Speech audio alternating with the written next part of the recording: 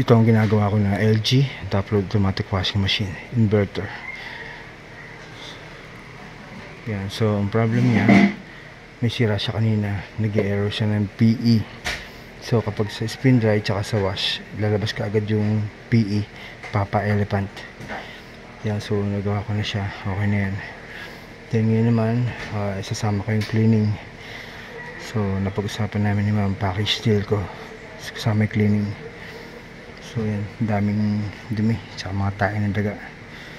Actually yun yung naging problem nito, marami siyang nakagat na wire, yung nakaputol na wire. So mayroon na nag-try na mag-ayos ng wire, hindi naman naayos din. So yan, okay na, naayos ko, nawala na yung error niya.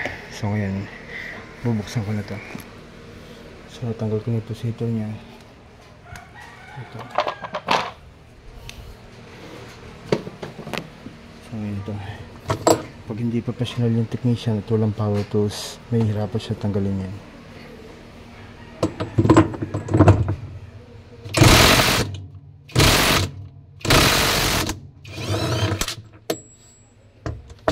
So yan, tanggal ka agad.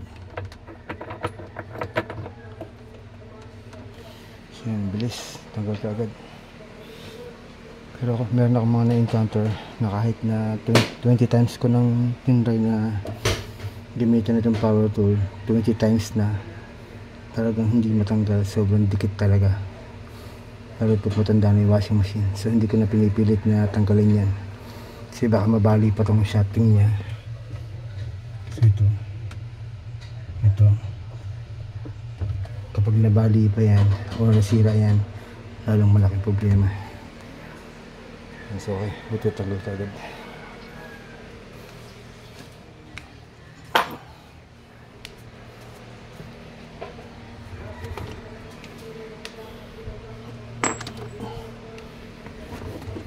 So kaya lang, meron din ako na-encounter, natanggal ko na yung malaking tornilyo, pero dito pakat siya. Kasi naka-shafting na to, nakapakat na to, kaya hindi ko natanggal. So nangyari doon, kiniklean ko siya na may tab, so discard na lang.